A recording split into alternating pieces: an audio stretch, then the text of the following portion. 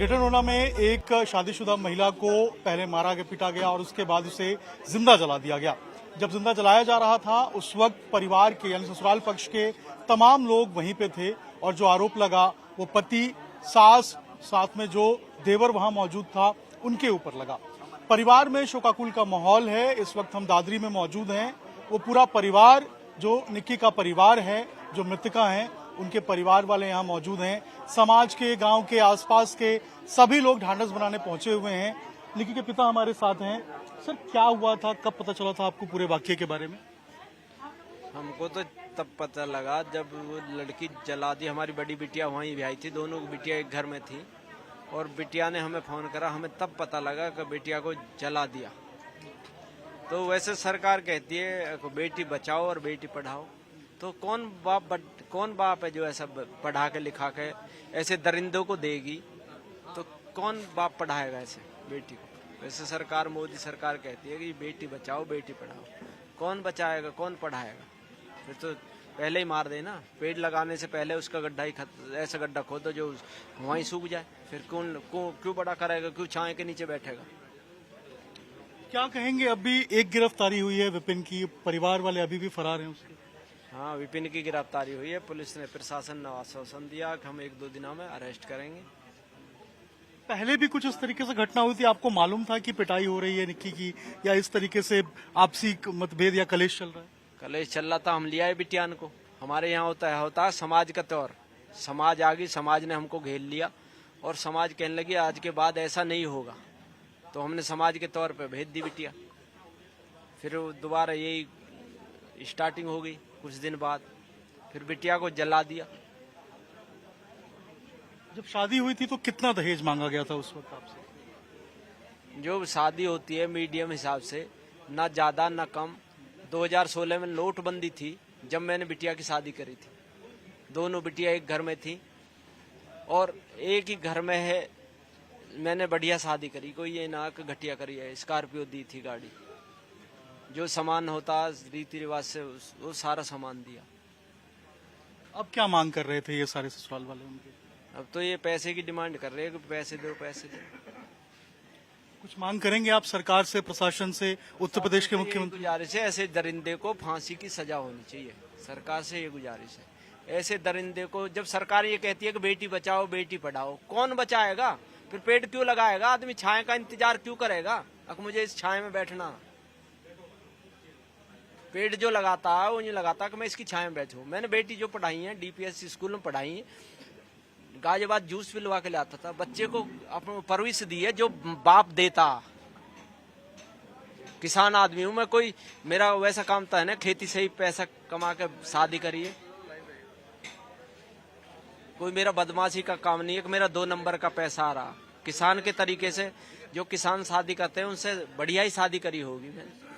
ससुराल पक्ष के लोगों से बातचीत होती थी आपकी इस बीच में? होती थी बीच में, गए थे हम कई बार, समझाया भी उनको। वो जो सास हुई उस बेटी को वो पंचायत के सामने बीच में आ जाती थी, जिसे बोलने का तरीका नहीं, जिसे समाज का ज्ञान नहीं। औरत होएगी वो समाज में जाएगी नहीं। जो औरत होएगी वो समाज में नहीं जाएगी। समाज बिरादर जो कर रही है वहां बोलेगी नहीं औरत जाके। तो ये निक्की के पिता हैं जिनका साफ तौर पे कहना है कि ये मांग करते हैं कि जो ऐसे दरिंदे हैं, जो ऐसे आरोपी हैं जिन्होंने इनकी बेटी के साथ इस तरीके से हरकत की है, पहले मारा पीटा उसके बाद उसे जला दिया, उसके खिलाफ कठोर कार्रवाई होनी चाहिए। पूरे देश के अंदर इस बात को लेकर गुस्सा है, दहशत भी है। जैसा इन्होंने बोला कि लोग बेटी बचाएंगे ही क्यों जब इस तरीके से बेटियों के ऊपर अत्याचार होगा ससुराल में।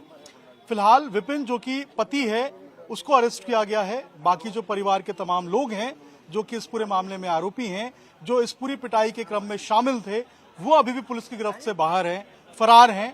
पुलिस अभी जांच कर रही है। अब तो इनका दहेज पूरा होगा ना। हमारी बेटी मर गई, अब दहेज पूरा। अब तो दहेज क्या, अब तो ये कुछ ही कर ले। दरिंदे, ऐसे दरिंदों को तो साले को फांसी होनी चाहिए। एक चोर को तो एनकाउंटर कर देती है पुलिस, गोली मार देती है, फांसी लगवा देता न्यायालय, कोर्ट। ऐसे दरिंदों को लगाए ना न्यायालय, कोर्ट, फांसी पे चढ़ाए इन्हें। ऐसे को तो सजा भी ना बोले 20 साल की या 10 साल की, ऐसे को सीधी फांसी। ये दुख है, ये दर्द है, ये गुस्सा है, ये निक्की के पापा हैं। और देखिए वो दर्द बयां कर रहे हैं, अपना गुस्सा बयां कर रहे हैं कि ऐसे दरिंदे को सिर्फ और सिर्फ मौत की सजा होनी चाहिए, फांसी होनी चाहिए, क्योंकि समाज में ये जिस तरीके से दरिंदगी हमने देखा, जो वीडियो वायरल भी हो रहा है, कैसे एक शादीशुदा लड़की जो है 2016 में विवाह हुआ था, पूरे सपने, पूरे आगे जीवन के जो सपने हैं वो लेकर ससुराल में गई थी, लेकिन उसके बाद से ही उसकी जो पिटाई है वो शुरू हो जाती है। यहाँ तमाम एक बार हम कोशिश करेंगे परिवार के कुछ और सदस्यों से कि हम जानकारी लें, बात करें और आपको बताएं कि आखिर पहले क्या हुआ था और अभी जो क्या सिचुएशन है। एक बार हम यहाँ पर इनकी दादी और परिवार के लोग भी हैं। दादी, पहले भी क्या मार पिटाई होती थी उसकी, निक्की की, आप लोग को जानकारी थी इसकी?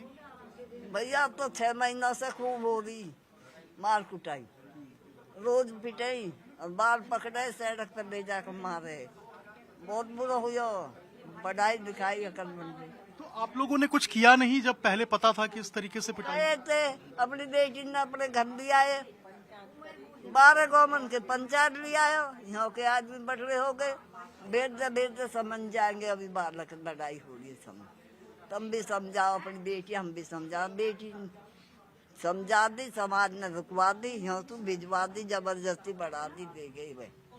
फिर जब से रोज हो रही है मारपीट, सड़क पर ले जा, घर सड़क के सहारे ही तो उठते तक कुछ है वहाँ पर गंजे पे, वो कोठरा ही कोठरा देखे, मेरे बेटा ने घर बर्बाद कर दिया।